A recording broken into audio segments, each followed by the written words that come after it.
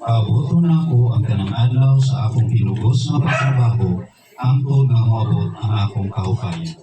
Ikaw mo tawag, ug ako motubag kanimo. Ikaw mangandoy sa buhat sa imong mga kamot. Susiho pa nga Diyos, nangandoy sa pagbanhaw sa iyang mga minahay, sa iyang mga anak. Kung gawas aduna usab-usa ka teksto nga makatabang nato.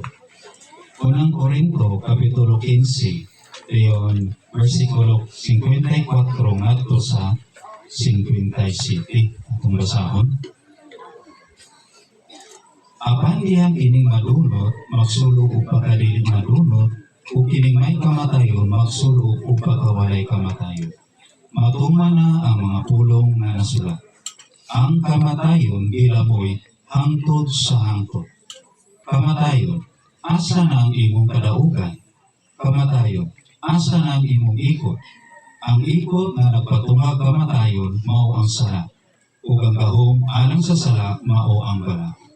Apan, salamat sa Dios kay gihatagan tani nga kadaugan pinaagi sa atong Ginoong Hesukristo.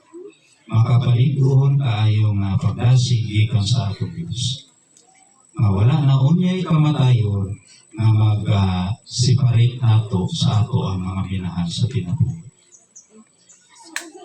O sa atong padayonon sa pagulat nga moabot ang panahon nga makita na usab nato si Brother. Bueno mga igsoon mga bisita, mag-apo ka.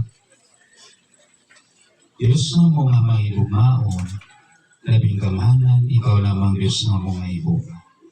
Ining panahon na nagmasulugon ni tungod sa pagkanaw o pagkamatay ni Brother Abner.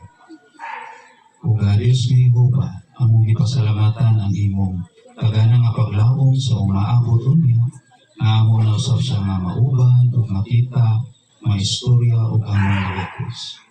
Salamat kayo Diyos nga Yehova sa imong pasalig kanamo, kanang mga saad nimo matumangin.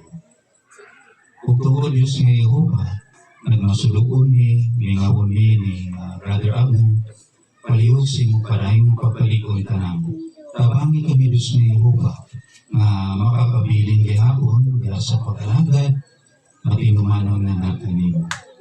Ug samtang nagulat ni, tabangi sa kami Diyos nga Yehova, na makalabutay ug mapalampos na mo ang among pagkinabuhi, makadangat mi sa paraisong yuta, aron makauban na namo si Brother Abner. Ug Diyos na mo nga Yehova, mga kalihukan namo ning nabiling mga takna, inata imong palampuson, taganaan sa proteksyon, aron na mahimo sa kani nga magmalapuson gawas ug kakulian nga mga kalibutan. Pasayloaw sa kami Diyos nga Yehova, tungod sa mong pagkadili pahimpit, makahimo ing mga kalapasan, kalihog sa imong konsiderasyon, aron padayon pa namong mapalipay ang imong kasing-kasing. Diyos na mo nga Yehova, kinita mga pasalamat, mga pagpanghanyo, na ka imong lungkod, pinagi lamang sa imong libro ng bugtong hari, mao si Ginoong Hesukristo. Amen.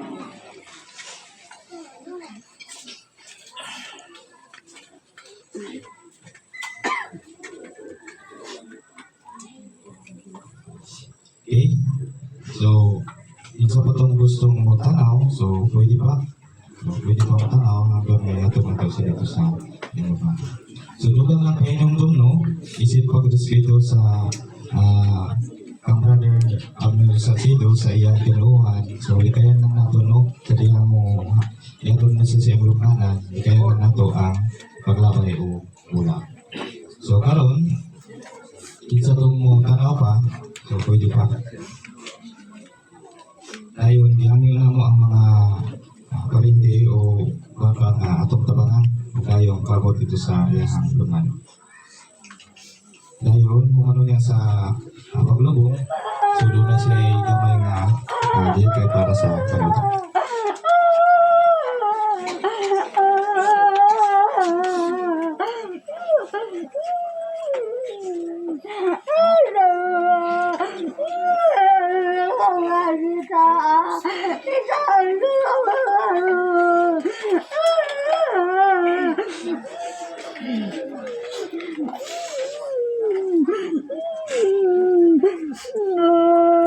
Paano na ako pwede na kami nakita?